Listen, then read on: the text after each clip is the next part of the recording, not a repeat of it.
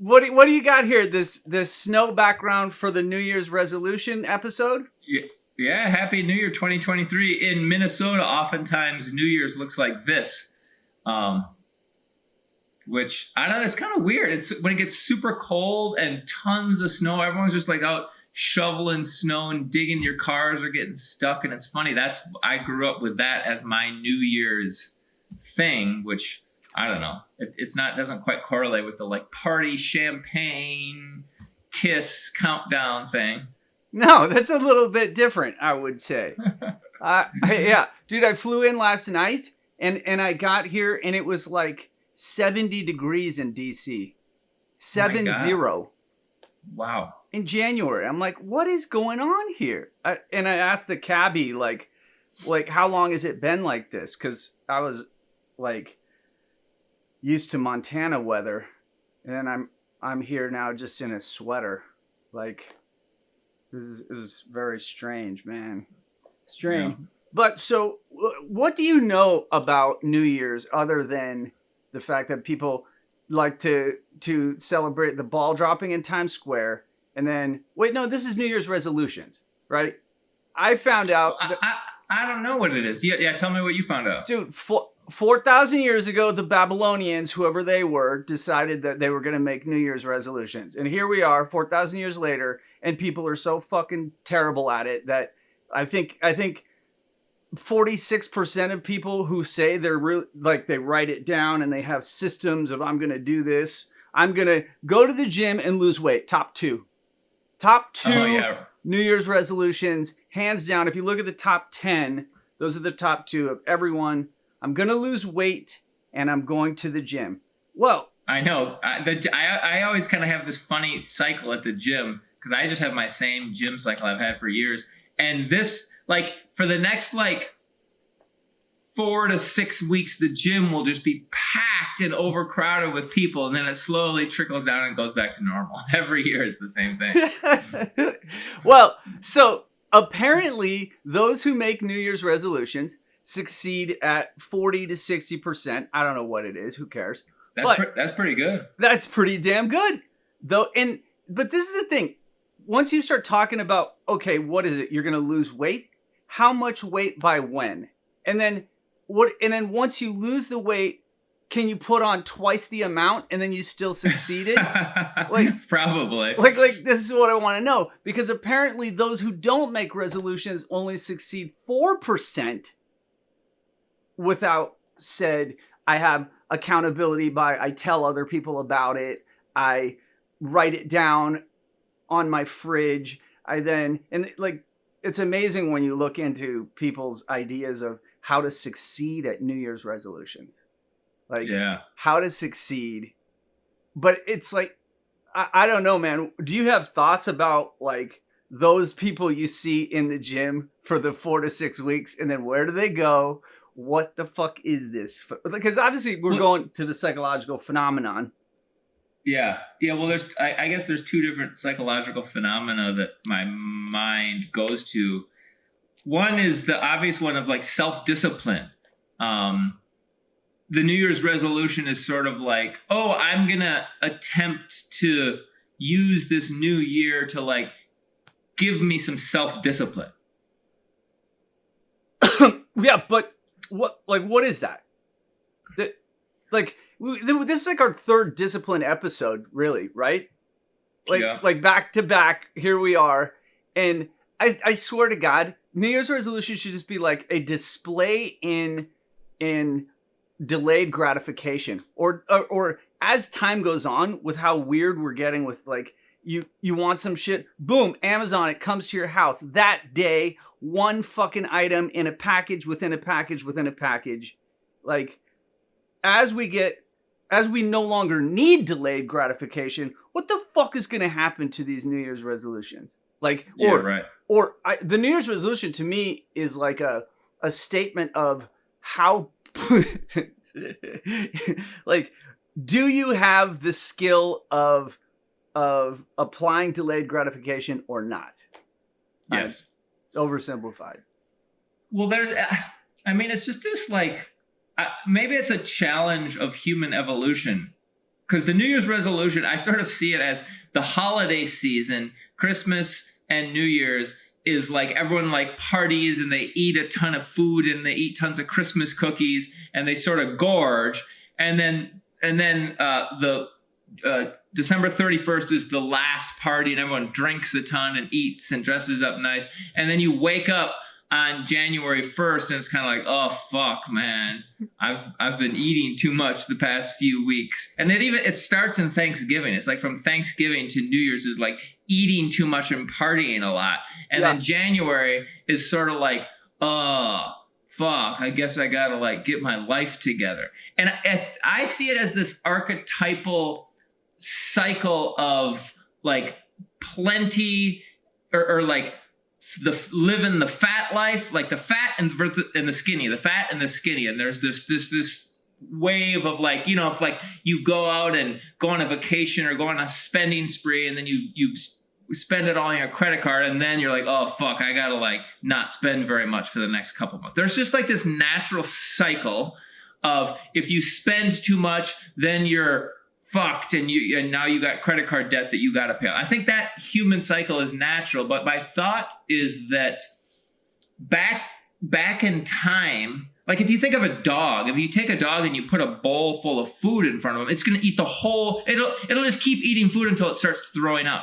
Like dogs don't have internalized self-discipline and animals don't. And my theory is that humans never did either, really. We just kind of were hunting and gathering for food, and like it's hard, and there was no McDonald's on the corner, so you just kind of hunted and gathered as much as you could, and the world and nature provided the discipline and the restraint. Whereas now we have to learn our own discipline, and I think our brains are not super well designed for that. The statistics are just clear proof of that. Like if you look at how many people are trying to do something with their lives, and the rest of what people tend to want to do is like pick up a new hobby, make some new friends, and on and on. It's just like the standard. It's literally like the standard goals that you see in cognitive behavioral therapy, right? Like that these are the typical ones that show up. Work on my relationship, connect with my kids, blah blah blah. Okay, wow, you know, it's like that. Those standard things are what obviously plague the human condition. And then if you think, well, how are we going to do something where we could succeed?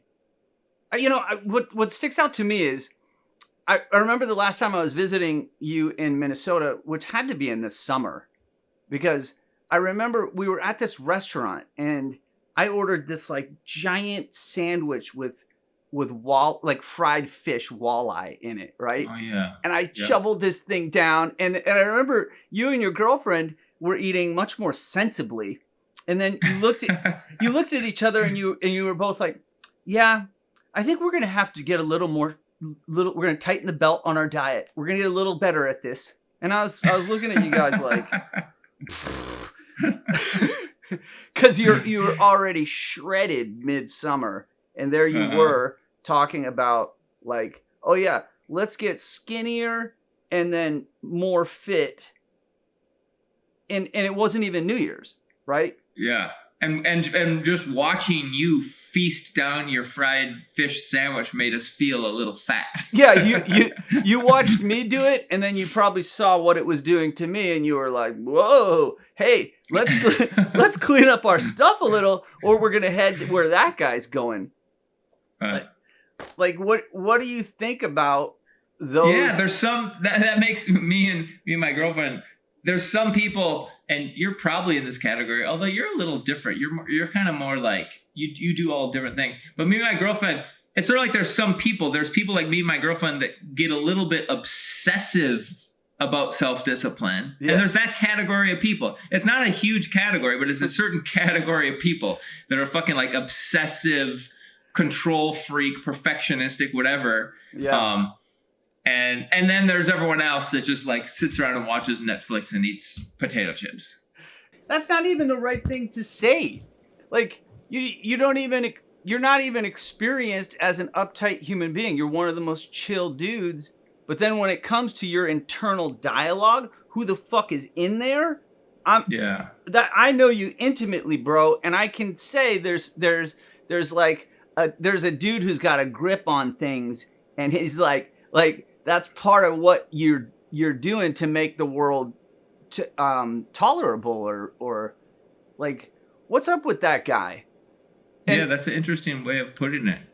I feel like I know that guy's there, but I think he's so clever that he's like hidden behind the scenes so that no one sees him. Because part of my whole adaptational thing is to appear like a chill, easygoing, nice guy. So that control freak dude, he's like really well hidden. But you're right, he's totally there. That's so San Francisco, so California to be like, oh yeah, I just don't know how I got here. I just have like 3 doctoral degrees, and I'm just a barista making coffee. And but by the way, this weekend I went snowboarding and then like flew into a helicopter and landed on a yacht.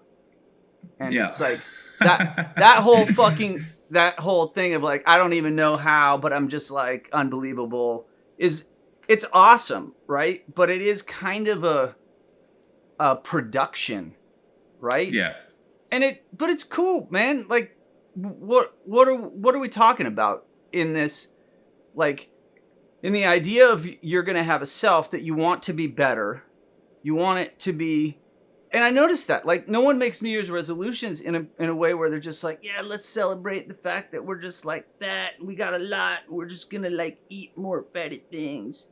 It's kind of like this motivation of I need to get better. And why? What are we doing? Why are we going to get better?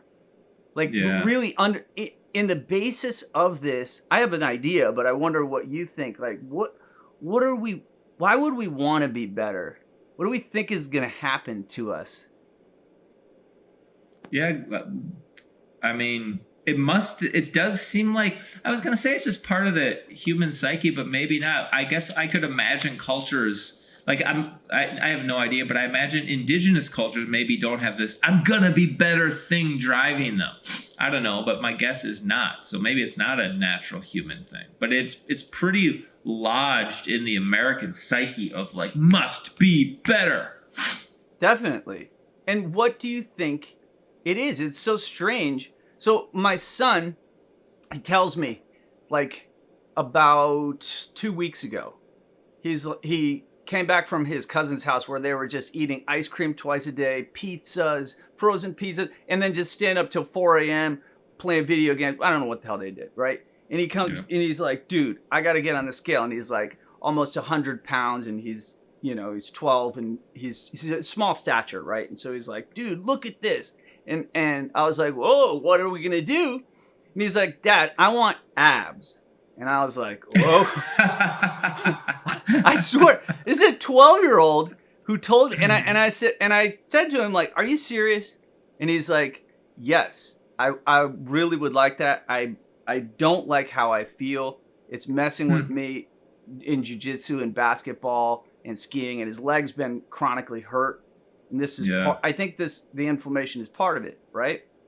Yeah. So we went full on paleo for 2 weeks prior to New Year's, right? Like 0 sugar, no bread, no pasta, no all the Cheetos and like Takis and shit that we would eat for fun. All of it's gone. And it was crazy, man. We together went through withdrawal. Like we spent time and joke around, and that's a thing he and I, one of the things we used to do is we would be like, oh, it's nighttime, let's go to the 7-Eleven and get like crazy weird chips and shit that we see on people doing challenges about, right? And so that started as funny, but then it turned into like a habit, and then we had to kick that. Whoa. It was hard, and the results were fucking profound. Like the before and after of just like 8 days watching what happened to him was, it was fucking amazing. And so what happened to it? What are you saying it happened, or what was the withdrawal? Or so first of all, like we were staying in a hotel up in Big Sky, and we were just lying there at night and there's these like row of vending machines right outside of our room, right? And we were there just like, fuck, like, let's, and we were both joking like, okay, you go get the Cheetos, or you go get the things. And we're like, fuck it. And so we had to resist. We had to consciously, like a team, resist this tendency. And then in the end, I didn't get him on the scale, but I have a pre-test of him right before he left, of like exactly how much, what his body composition is, how much muscle he has, how much fat, like that, right? And I'm super interested to see what happened to him, because like when I returned and I look at myself in the mirror, I was already really lean prior to leaving, and I'm leaner. Like it was interesting to see what happened in that short amount of time. And so we are ahead of the New Year's game. And then I wonder about those who try to do these modifications to their lifestyle, and how long does it take to get to where you're going? And then when you get there, what are you going to do? Because of the natural cycle of winter, spring, summer, store, work hard, like this cycle that we're all in. Because I know my kid it's gonna take him 3 months for him to have abs. Mm-hmm. It's gonna take him 3 months of doing what we did, like super diligent, hard work. And will he do that? Is he back at his mom's now? Yeah. And will he be able to continue doing it without you?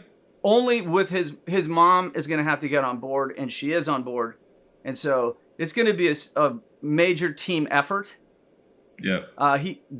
He really wants to do it, but as soon as, because he's 12, he doesn't have this kind of like internal commitment and understanding. Like the story of why he's doing it isn't entirely clear. And I think this is the issue for most people when they say, I'm going to get in shape or I'm going to lift weights. Like the story isn't clear.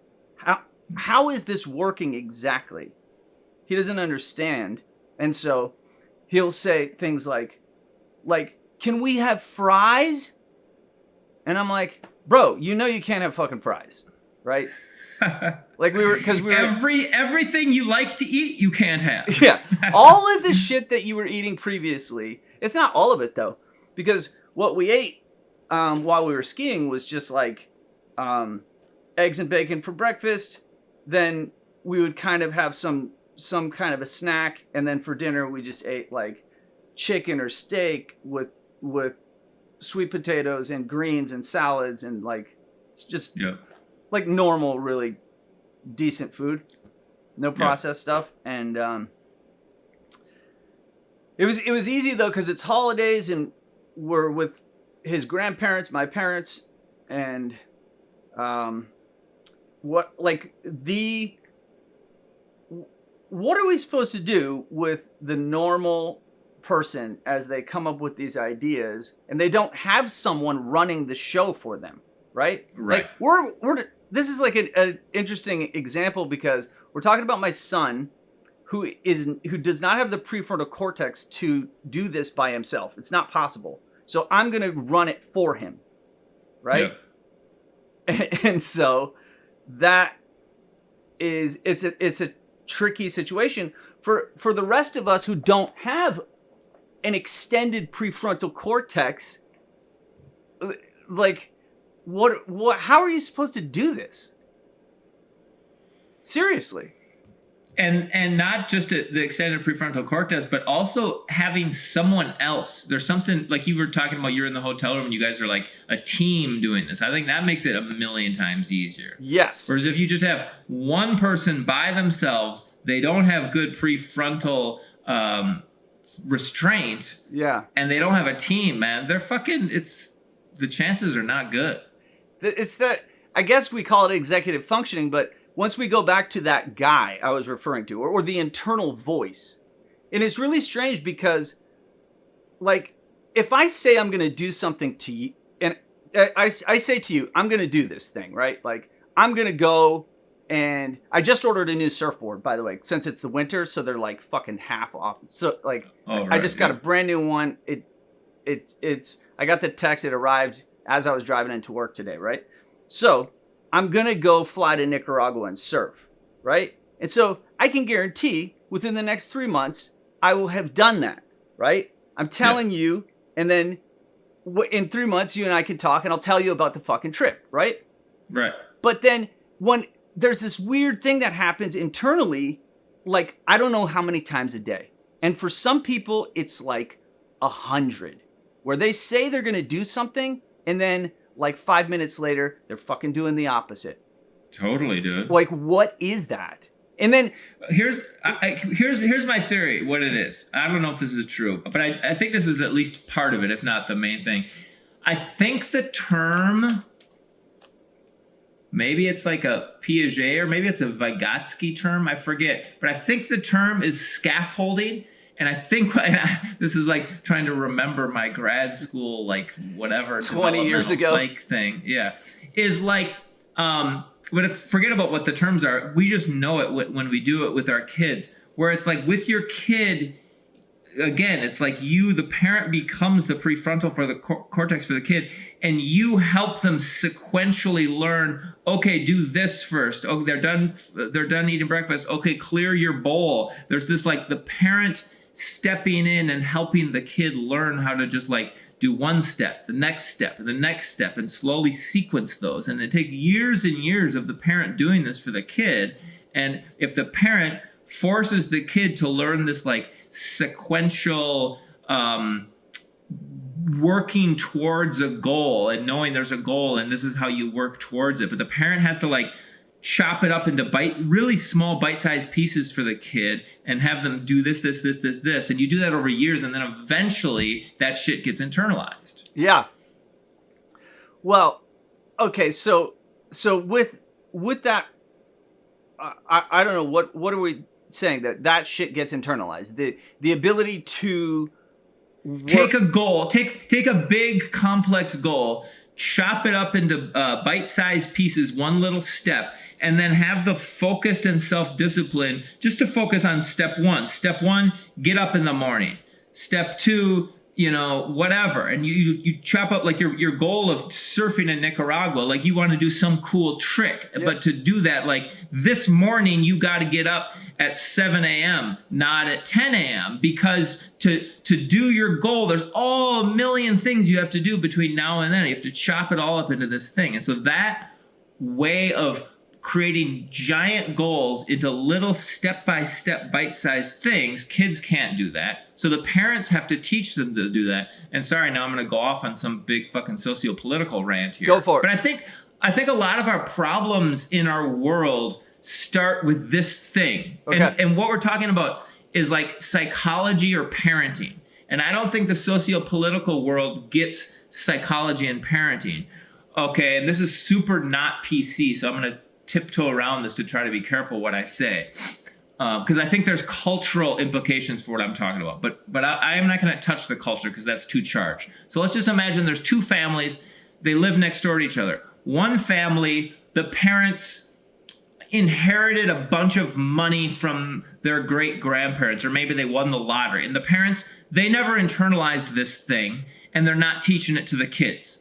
So the kids aren't growing up with this step-by-step goal-directed thing. And those kids start not doing well in school, and then they feel bad, so they start bullying other kids, and so then the kids socially excluded. And so those kids they turn out to be these fucking complete messes of humans, and they're depressed, and they're overweight, and they have medical problems, and they can't hold down a job, and one of them becomes a drug addict, and these people are fucked up, and they're a complete mess in a million ways. Okay. And then we look at that and we're like, oh, what's the socio-political solution to that? Like, do these people need welfare? Do they need to do we need more police should we illegalize drugs, or should we legalize? It's all this shit. But no, it's like 20 years ago, their parents needed to teach them this step-by-step thing.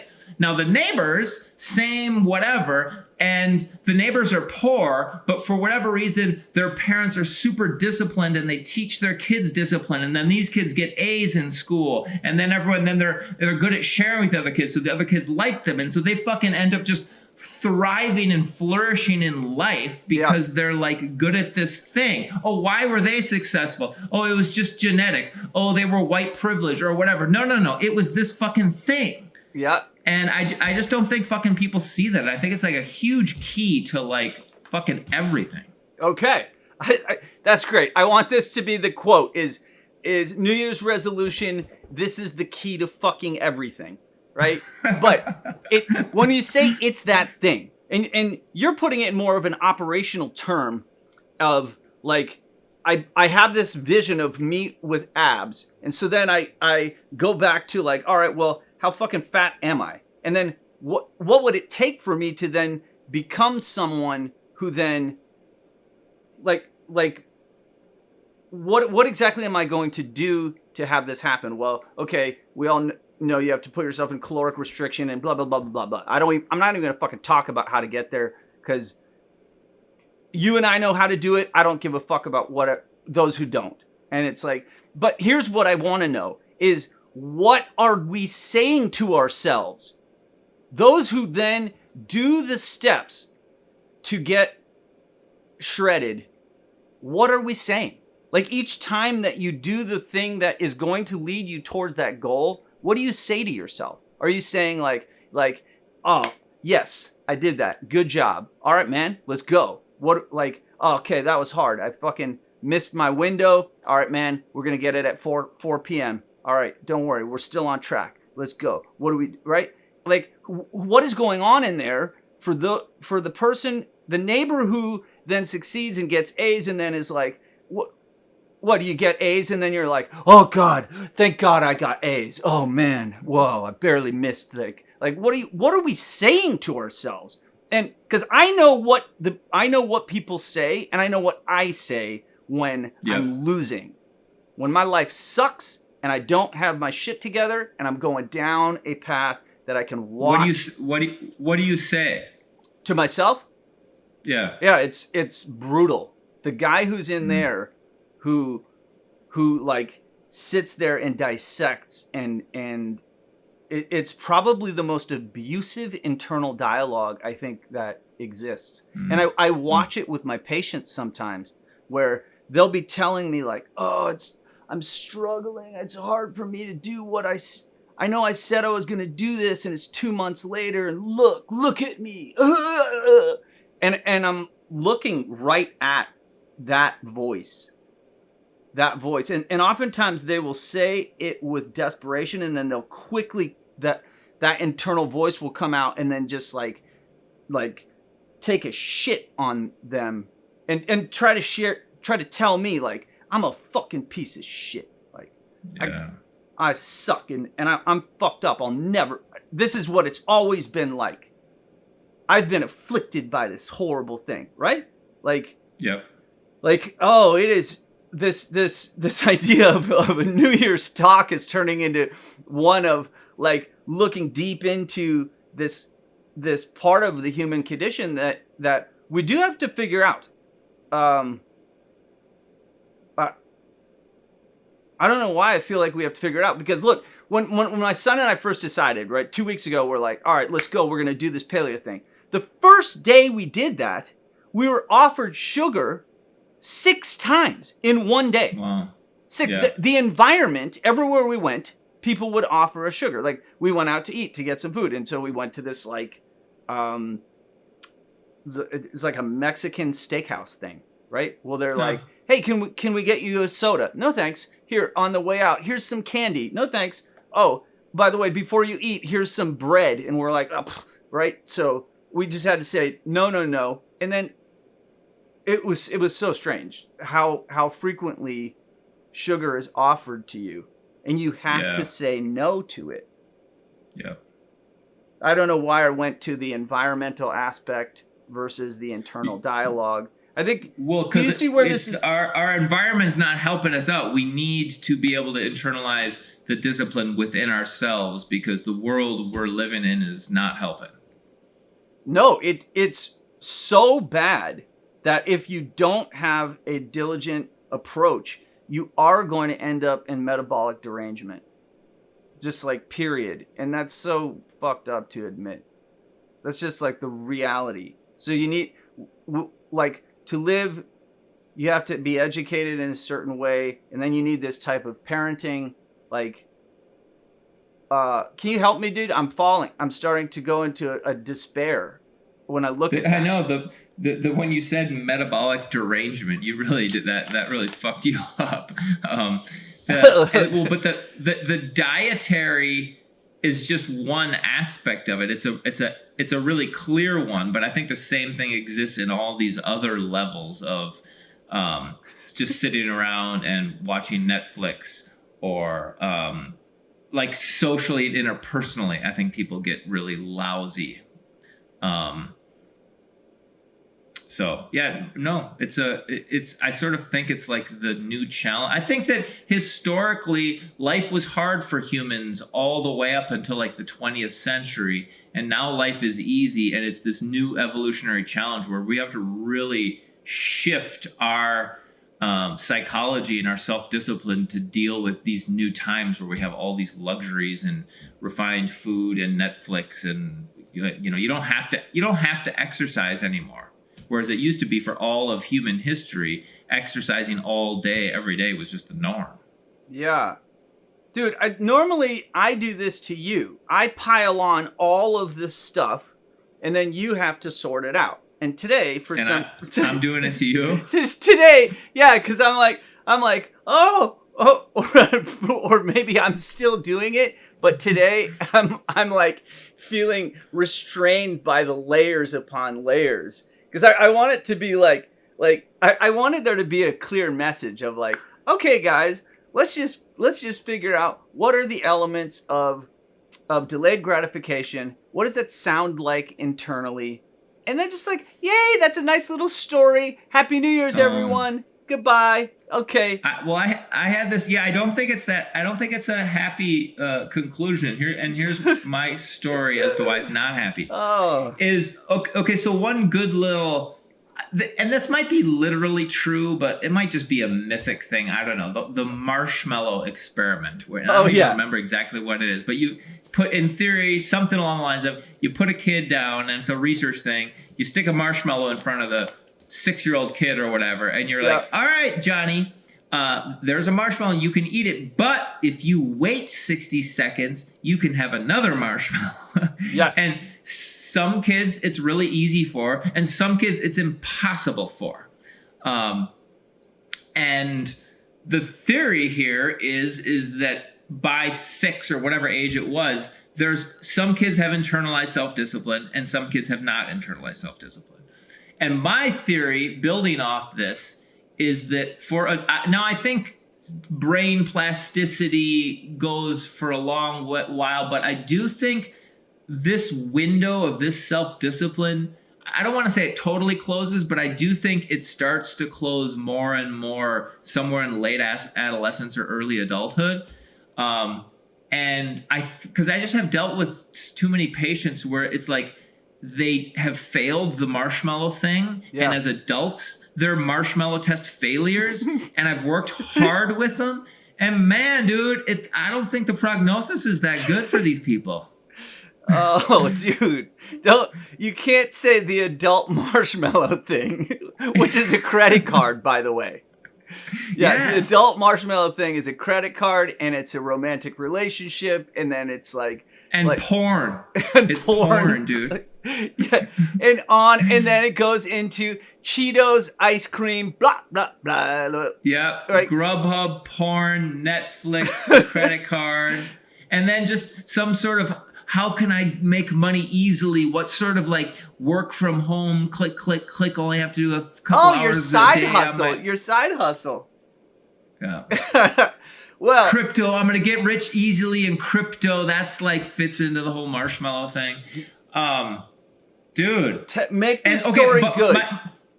So here's the good story. Yes. Is teach your kids this and they'll be fucking equipped for a lifetime. If your life sucks, it's probably because you're not a very good marshmallow eater. And good fucking luck, man. I don't think it's easy to change that. Yeah, okay, so it's not easy to change it, and that there's no point in just saying like, fuck it, then let's just, because I am not a good marshmallow eater when it comes to drinking, right?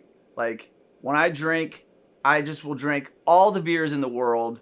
I'm like that marshmallow kid, right? But it's specifically to that area, right? I have that with this one thing with alcohol, so I kind of can't drink, right?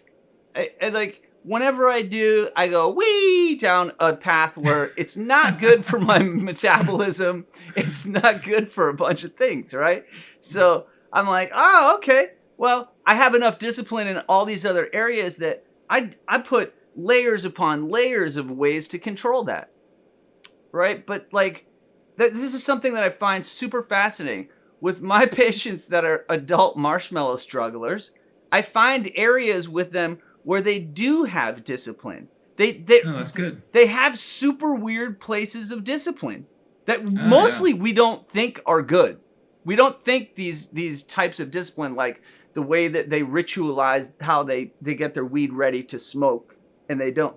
And the way that they like the first thing they do is, okay, I got to get my weed, and then on. But the last time I picked on weed smokers, man. So like we need to pick another category. I just want to get away from the same trip of it's weight loss and go to the gym, because that's what everyone thinks about, and it's like no.